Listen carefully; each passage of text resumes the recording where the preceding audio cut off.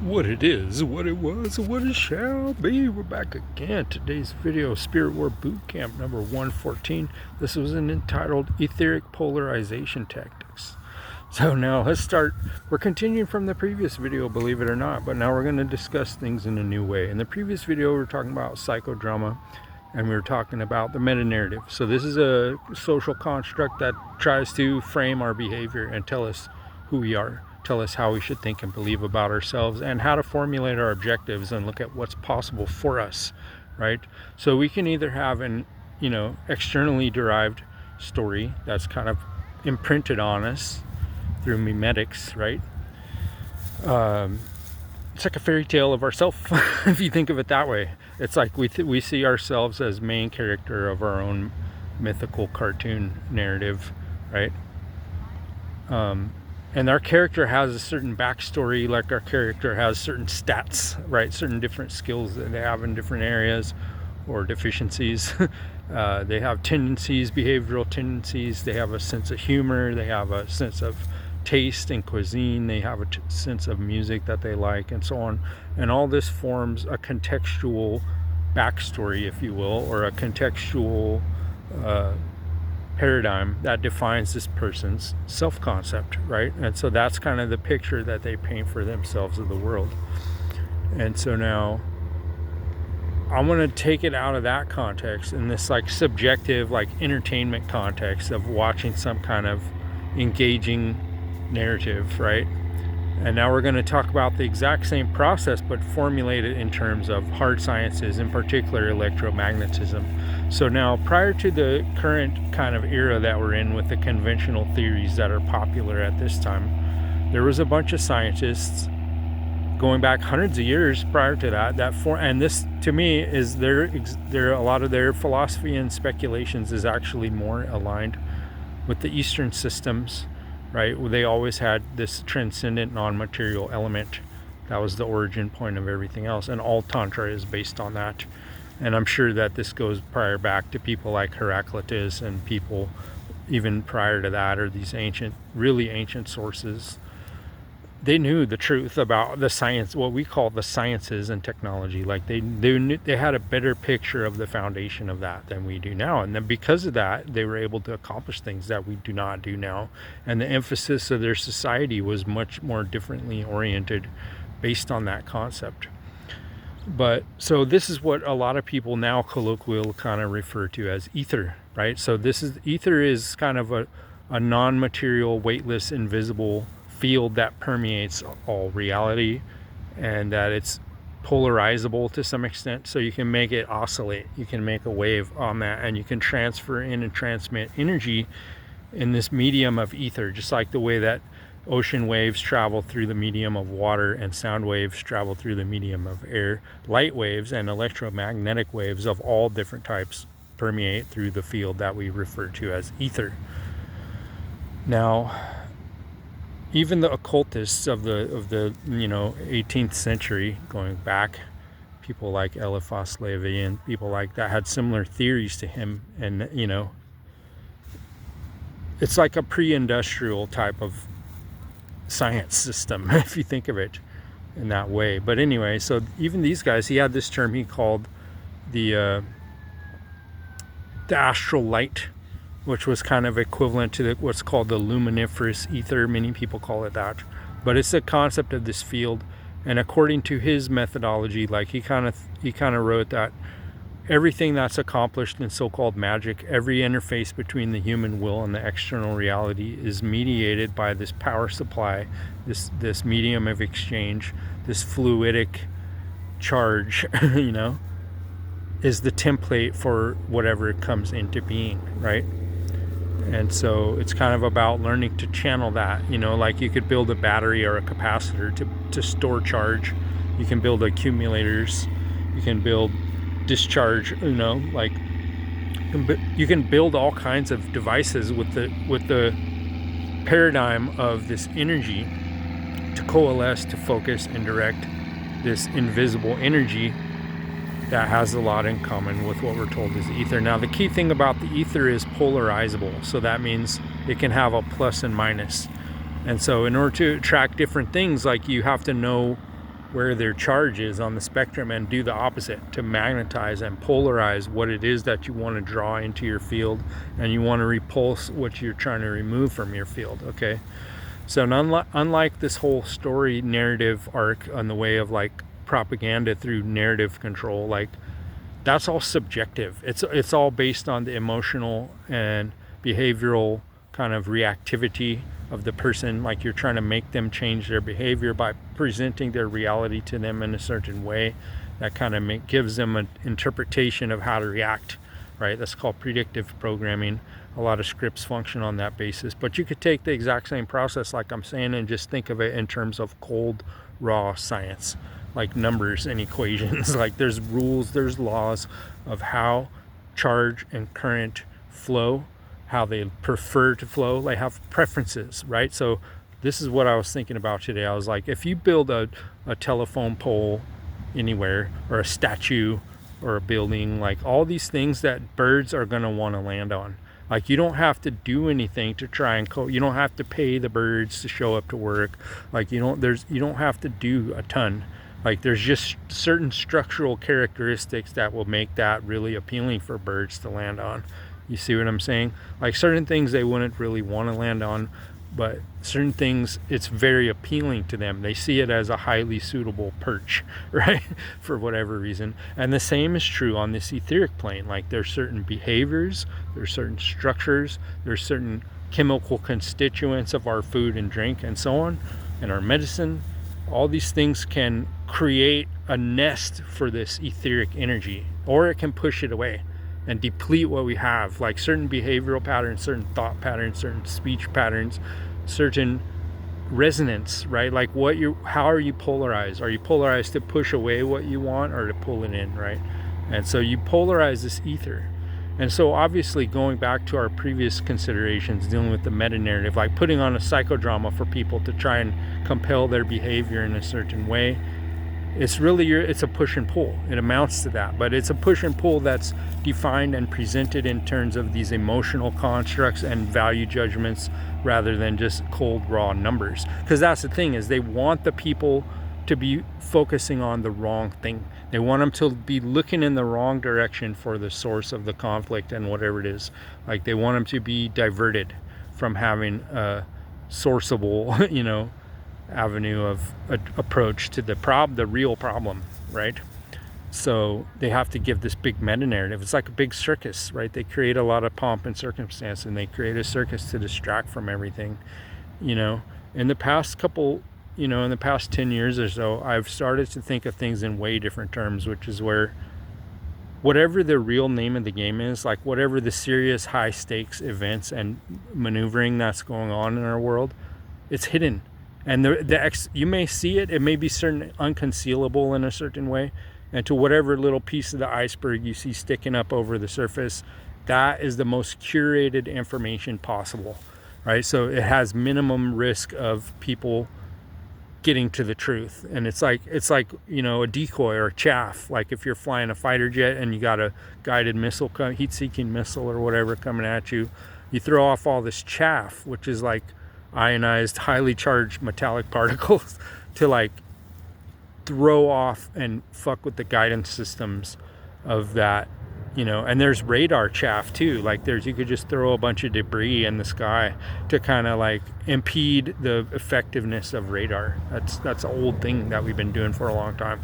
And so we're seeing how on the energetic plane you can either bait or you can divert all the players on that domain by use of this energy mechanism. And so now let's talk about stuff in our sensorium. Like in the previous videos, I was talking about our senses and how we're kind of wired to be deceived. Like we often take appearances as reality, and there's a lot of ways that our body kind of convinces us to do that, right? And so a person who is highly studied in the realms of human reactivity, right, they know how to work with that response tendency, and they know how to cultivate and shape that response tendency over time, and how to put out role models of people that channel emotional and intellectual energy in a similar way, like what I would call the Al Bundys and Homer Simpsons. That's these two media figures, or you could go back in time and say the Archie Bunker or the Fonz or whatever it is, these like caricatures of human kind of retardation that they want to implement, and they want to get everyone to more or less imitate that. And if you think about it, it's really like a programming strategy. Like if you were going to program a simulation, you don't really want too much variety. Like you want to minimize the amount of variety and variation, and you want to have a finite, manageable set of templates that you can just reuse over and over again. And so the external manifestation of that kind of thought and understanding, and for the cybernetics of our society, like how the processes of our society are designed and how they're maintained, right? They want to simplify the variability as much as possible. So that's what they do. And one of the ways that they do that is through this narrative control. But the antidote to that is by understanding narrative control as merely one variety of what I'm calling etheric polarization. So what is that? So it's an energetic push and pull, like I was kind of trying to describe earlier. And also, as I said, just as there's certain physical structures that will collect energy. Like let's say you're trying to collect some bat guano and bird poop, like you build a certain structure and that will automatically happen. Like you don't have to be continually inputting in energy and effort. What you're doing is purely structural, okay? Now the same is true on the energetic plane. Like if you want to structure your etheric field, right, you want to employ etheric polarization to sculpt the physical reality around you, to bring in selectively what's beneficial for you and to push away what's deleterious. Not at a aesthetic level, like, oh, I like this, I don't like that, but at a purely functional level. Because a lot of times we like things that are destructive for us and we dislike things that are beneficial for us, right? So that we want to get past that whole realm of shit. And that's, in order to do that, we need to conceptualize things in a different way. That's not dependent on emotional reactivity, likes and dislikes. We're looking at results oriented. So a lot of people refer to this as cause and effect, like trying to understand, to plan the appropriate actions to produce the actual result, what we want. You could think of it just pragmatism. That's one way of saying it. It's pragmatic. We want to see what the clear end result. That's how we evaluate our decision-making process. Because a lot of times, doing something unpleasant is a very, very effective strategy to accomplish certain goals. Like a lot of human accomplishments are mostly like being a bodybuilder or being a high tier professional athlete. Like that takes tons of pain, and not being able to go party or whatever it is, like do dumb shit, because you're focusing your goal. So in essence, you're creating what I would call an etheric polarization field. That it's how you self-define your personality, your behavior patterns. For instance, let's say you did want to become like a high tier, top tier athlete. The first step to that, to be successful at that, you have to think of yourself as that and never get divergent narratives, side quests that can pull you off course away from your true goal, which is the achievement of this type of personal excellence, right? So you have to live like that. You have to walk like that person, talk like that person, think like that person, act like that person, make decisions in such a way, and express your priorities in such a way that that type of person, who you don't really know totally how to be and how to become, but you have a vague idea. And you got to keep your aspirations high. You got to aim high with that. You try to take it to the best possible degree that you can. And this is a form of etheric polarization. So once you define yourself as a star athlete in training, right, you're not going to go smoke a bunch of blunts and like drink purple drink and stuff like that. Because those things don't produce effectively the result that you want. And the more serious you are, the more strict you are with that. And so to go beyond the norm in life, we have to be able to construct our etheric blueprint, because that predisposes everything material about our nature, our physical health, how fast our neurons are firing, like, etc., the physical skills that we have and so on. Our likes and attitudes and everything is truly governed by our field. Like if our field has high degree of integrity, right, it can't be easily, disrupted. It can't be hacked. It can't be detuned. It can't be attenuated and weakened, right? Our field strength is high, and it has high integrity. So that produces a certain type of symptomatic characteristics, right? Highly driven individuals, individuals with abundant physical energy to do a lot of tasks, individuals that have a high degree of mental focus and they don't get distracted. So all these things are end results of what I'm calling field coherence and etheric polarization. Now, if you think of it like a movie, we're getting back to this meta-narrative thing. You think of it like a movie and like a script. Like a certain character has a certain set. There's a certain set design all around that character that makes them who they are. They have a certain costume, right? They have their lines. They have all these characteristics that are creating the environment for them to exist in, right? And the same is true with us. And much of that is determined by this energetic field, right? So the foods that we eat are going to determine our field strength and field integrity. The environment that we spend our time in. Do we live in a metal building with a metal roof or some kind of radioactive fucking concrete, or where are we living in the realm of toxic paint and formaldehyde sealants and all these kind of plastic things, like in weird ducts that are in our air conditioning system, recirculating our air and so on like that. Like all these things affect our field strength and our field integrity, right? But we've been taught and acculturated to basically never ever think about any of that. In our society, like plastic surgery is fine, taking GLP and snake venom and stuff, that's all fine, that's normal, and that's in our normative version of society. That's all considered normal, right? But, anything that a real true professional athlete or a high achiever in any domain of excellence, the way that they would have to live their life would be considered bizarre and abnormal.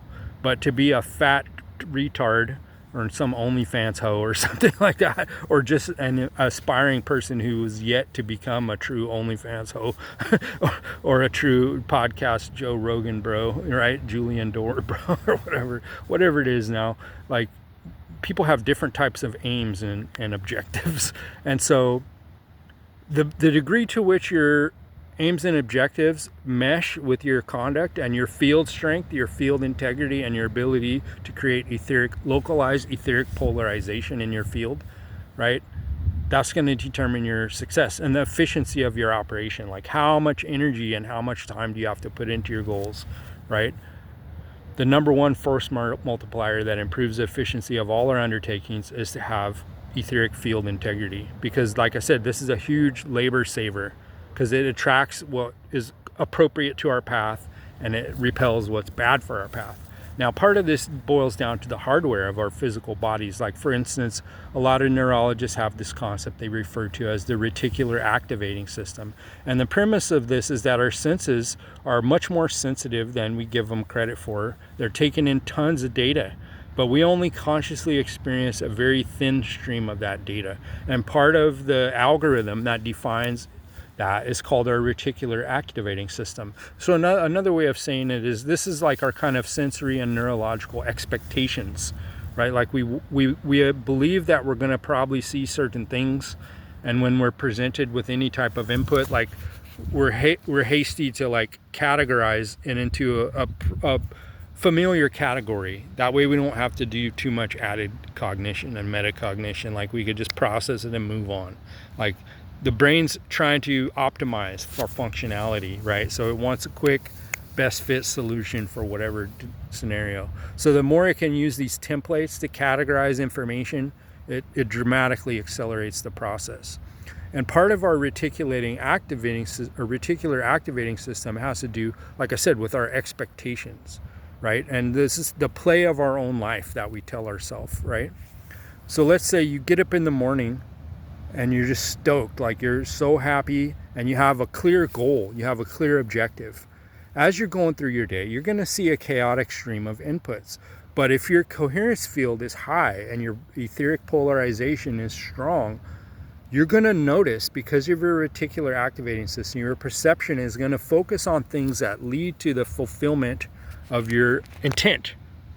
And if your intent's really strong and really committed, but also at the same time open to improved techniques and tactics and improved functionality. Like it's a combination of having a specific expectation with an openness to improving upon our conceptual results, right? So what that's going to do, as you go through your day, you're going to be super focused. Whatever is pertinent to your clear goal is going to be highlighted for you by your senses alone. You're going to be expecting to see it. You're going to be wanting to see it. So you see it. You're so much more likely to see it.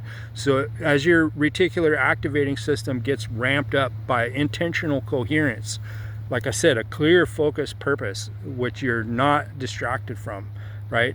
That strengthens the RAS. It strengthens the reticular activating system. It strengthens our perceptual focus and makes it more likely for us to clearly identify every favorable circumstance and to clearly identify obstacles to our goal.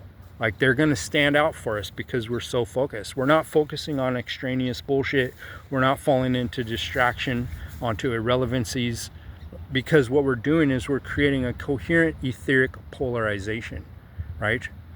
And so a key element of that is what I was trying to do in the previous couple videos, was try to get people to think about the story that we tell ourselves about our life, right? And oftentimes these types of stories in our conceptualization, it's dependent upon what we've already been exposed to, right?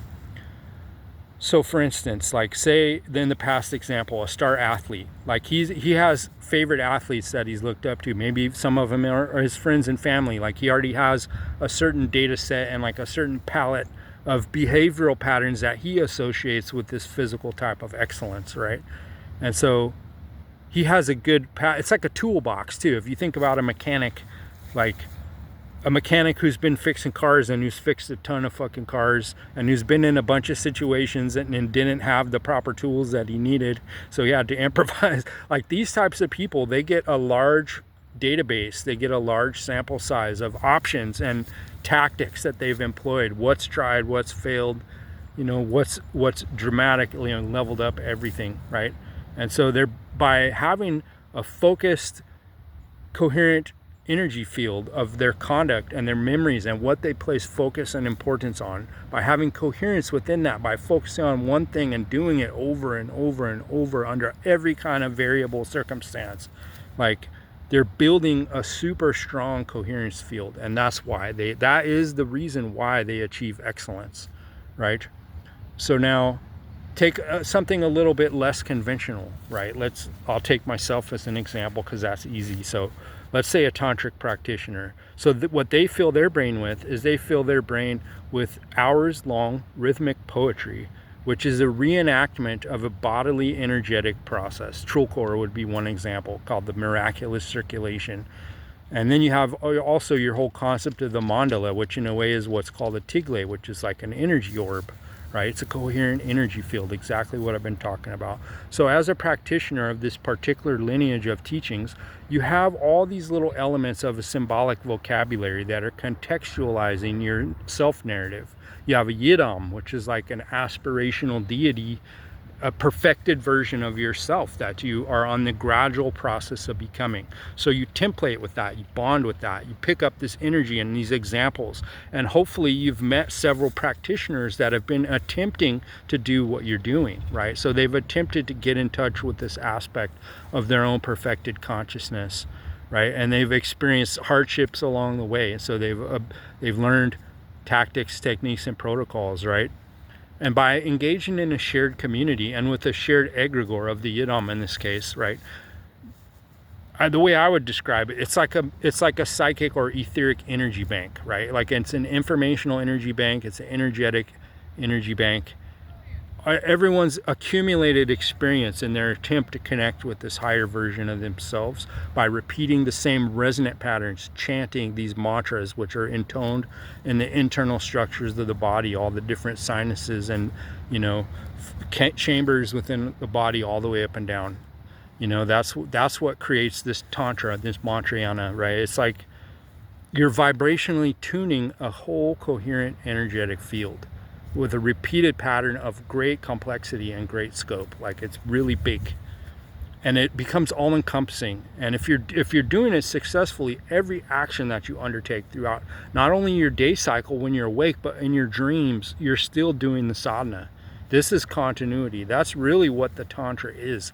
It's total continuity of awareness throughout all states of consciousness, including coma, death, etc. You know, That's continuity. And this is achievable, but in order to achieve it, you have to have the vocabulary for your aspirations, to define your aspirations in this type of context, right?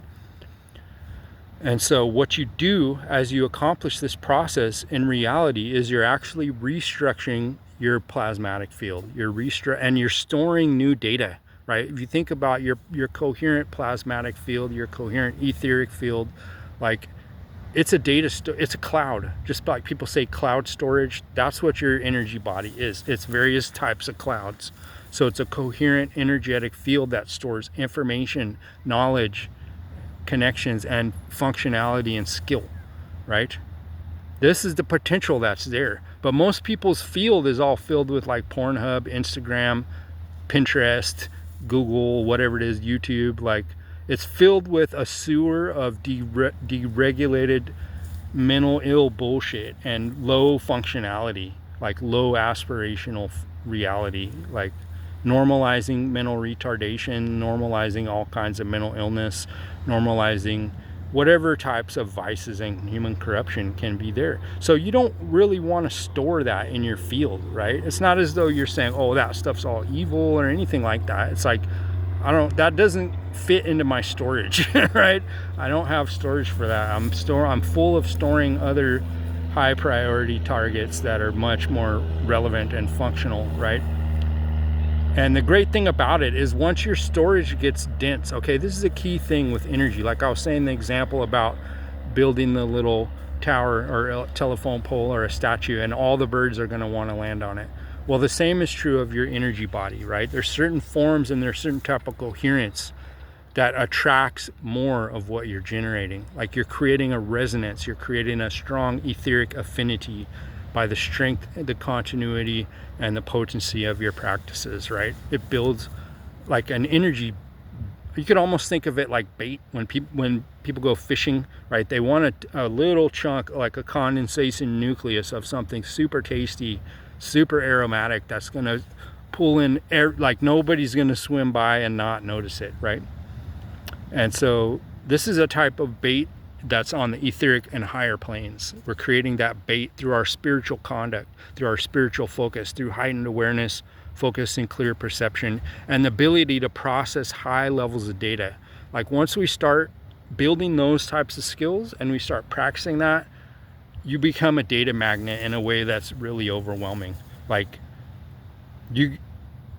you're becoming a data processor at a higher level. Like your frequency of data processing goes dramatically up. Your flops per second and your petaflops and your ettaflops and all the flops like go really fast. They go really fast. And so your processing power is high. You can deal with a lot of data. And due to the throughput, as you're taking in data and you're processing it and putting it out, that creates like almost like this suction, right? It creates a suction that's going to pull more in and keep the continuity of the process going. And, you know, I'm just going to throw some crazy shit out there that a lot of people might find bizarre, but I'll put it out there. We'll see what people think. So there's membranes between different dimensionalities, right? This little shells, just like there's different layers of the atmosphere that are clearly segregated by this pressure and density regions and so on, and electric charge and so on like that, you know. And same thing with our cells, like we have the cytoplasm and then we have our cell membrane, and the interior of the cell membrane is like this charged area, the outside is a charged area. So that's the analogy for our energy body, right? It's porous potentially, but what we want to do is to have that porosity highly tuned so that it creates a homeostatic sanctuary equilibrium of electromagnetic bubble for us that keeps our functionality high, right? And it brings in what we want, but it tunes out what's irrelevant or what's, you know, these are all the functionalities that we're trying to get to, right? And so, like I said, there's a suction process that starts to happen. And eventually, once your commitment to the sadhana, once you're called samaya, or your bond between yourself and the guru, or yourself and the practice itself, like once your bond becomes sufficiently strong, the inevitability of your success happens. So you make a connection with it. And when you do that, it's like this little puncture between the dimension that you're in now and this higher dimension. And once that little opening happens, Now you can start pulling in energy and information from that higher dimensional version of yourself. And it's a type of cybernetic optimization, right? And this is not that rare. Humans have and can achieve this. Like any human you want to talk about who's just been a lifelong super prolific achiever, people that write, you know, dozens and dozens of books, or, you know, are really prolific musicians or whatever it is, they're always putting out new stuff. So these types of people have a wide opening, right, with that higher dimension. And they're accustomed to pulling in stuff from that, and they've attained skill and a lot of practice with doing such a thing, right?